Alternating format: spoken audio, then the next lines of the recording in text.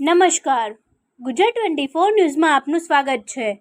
જોઈએ આજના મહત્વના સમાચાર. ખાંભામાં લાંબા સમયથી પેન્ડિંગ પડેલી MDMની ભરતી. નવા મામલતદાર MD ભાલોડી સાહેબ ચાર્જ સંભાળતા કરવામાં આવી ભરતી. યોગ્ય લાયકાત ધરાવતા ઉમેદવારોને તેમના નિમણૂક ઓર્ડરો આપવામાં આવ્યા. રિપોર્ટર અલીભાઈ ઝાખરા. ફરી મળીશું નવા સમાચાર સાથે. ત્યાં સુધી જોતા રહો ગુજરાત 24 ન્યૂઝ. અમારી ચેનલને લાઇક, શેર, સબસ્ક્રાઇબ કરી સહકાર આપવા વિનંતી.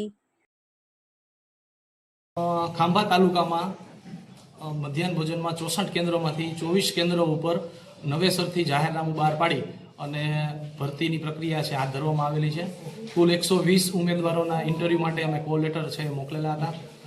તેમાંથી 115 ઉમેદવારો છે એ હાજર રહેલા છે. તમામ ઇન્ટરવ્યૂ અમે જાતે લીધેલા છે અને ધોરણ 10 પાસ સુધીની સરકારશ્રી દ્વારા જે નિયત લાયકાત છે, શૈક્ષણિક લાયકાત છે, નિયત કરેલી છે અને તેમની સાથે કે મહિલા ઉમેદવારોને અગ્રતાક્રમ આપવો, કોઈ અનુભવી છે એમને અગ્રતાક્રમ આપવો, SC કેટેગરી છે તેમને અગ્રતાક્રમ આપવો, આ વિવિધ કેટેગરીઓ લાયકાતોને ધ્યાને લઈ અને 24 કેન્દ્રો માટે અમે ભરતી પ્રક્રિયા હાથ ધરેલી છે અને ખૂબ જ નિષ્પક્ષ અને તટસ્થ રીતે સમગ્ર પ્રક્રિયા છે અમે પૂર્ણ કરેલી છે.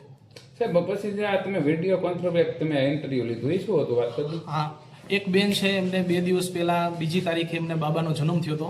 એ બેન 4 તારીખે ઇન્ટરવ્યુમાં આવી શકે એમ નહોતા એવું તેઓને ટેલિફોનિક અમને જણાવતા પછી એ બેનને અન્યાય ન થાય એટલે એ બેનને અમે વિડીયો કોન્ફરન્સ એટલે કે વિડીયો કોલ મારફત ને એ બેનનું છે એમના પિયરમાં હતા તો ઇન્ટરવ્યૂ છે મેં લઈ અને એમને ન્યાય અપાવેલો છે. ઓકે, બોલો. મધ્યાહન ભોજન માટેની લાયકાત ધોરણ 10 પાસ, ઓછામાં ઓછું 10 પાસ છે. એનો મતલબ એવો નથી કે સૌથી જાજુ ભણેલા હશે એનો વારો આવી જશે. ધોરણ 10 પાસની સાથોસાથ 12 પાસવાળા પણ ઇન્ટરવ્યુમાં હતા, ગ્રેજ્યુએટવાળા પણ હતા, પોસ્ટ ગ્રેજ્યુએટવાળા પણ હતા, BEdવાળા પણ હતા. ઘણા ઉમેદવારોમાં એવું થાય છે કે ભાઈ જે હાયર એજ્યુકેશન છે, BEd કરેલા હોય છે એ લોકો પાસે તો વિવિધ સ્કોપ હોય છે પણ 10 પાસની સરકાર દ્વારા જે નિયત લાયકાત કરેલી છે તો 10 પાસ, 12 પાસ એવા વિદ્યાર્થીઓ અથવા એવા લેડીઝ છે એ લોકોને લાયકાત મળે અને તમામના ઇન્ટરવ્યૂમાં આપણે એ લોકોને વ્યક્તિગત પ્રશ્નો પૂછેલા છે કે હાલ ક્યાં નોકરી કરે છે, હાલ ઘરમાં કોણ કોણ સભ્યો છે, તેઓના હસબન્ડ કે તેઓના ઘરવાળા શું કામ કરે છે, એ બધા આ પાસાઓને પણ સાથે ધ્યાનમાં લઈ અને સમગ્ર પ્રક્રિયા હાથમાં ધરેલી છે. એટલે વધારે ભણતર હોવું એ લોકોને જ લાયક ગણવા એવી સરકારની કોઈ નીતિ નિયમ નથી. પણ જે વ્યક્તિ એલિજિબલ છે, ઘણીવાર એવું બને છે કે ભાઈ પોસ્ટ ગ્રેજ્યુએશન છે, MA કરેલું છે કે MCOM કરેલું છે પણ આવડતું કાંઈ ન હોય એવું પણ બની શકે અને એનાથી 10 પાસ છે એ વ્યક્તિ છે એ અનુભવી હોય તો હોશિયાર પણ હોઈ શકે. એટલે એવી રીતના અમે નિષ્પક્ષ છે એવી ભરતી પ્રક્રિયા હાથ ધરેલી છે. થેન્ક યુ સાહેબ. મારું નામ કોટીલા હેમેન્દ્રભાઈ છે, મારું ગામ ત્રાકુડા છે અને મધ્યાહન ભોજન સંચાલકની ભરતીમાં આપણે ખાંભામાં કુલ 35 જેટલા ફોર્મ ભરાણા હતા. એમાંથી આપણે શ્રી મામલતદાર સાહેબ છે તેણે પોતે ઇન્ટરવ્યૂ લીધું હતું અને જે યોગ્ય હતા એને સાહેબે સિલેક્શન કર્યું છે અને મોસ્ટ ઓફલી બધા યંગ એજવાળા જ છે કેમ કે જે કામ કરી શકે એવાને સાહેબે સિલેક્ટ કર્યા છે અને કોઈ પણ પ્રકારની લાગવગ અને નિસ્વાર્થ ભાવે, લાગવગ વગર અને નિસ્વાર્થ ભાવે સાહેબે સિલેક્શન કર્યું છે.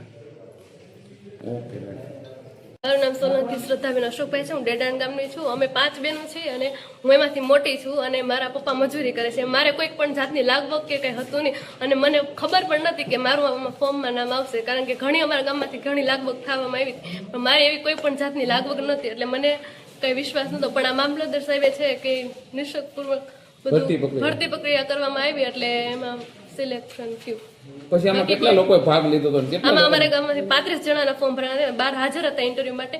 એમાંથી પછી સિલેક્શન ઇન્ટરવ્યુ દ્વારા સિલેક્શન કરવામાં આવ્યું હતું સર દ્વારા.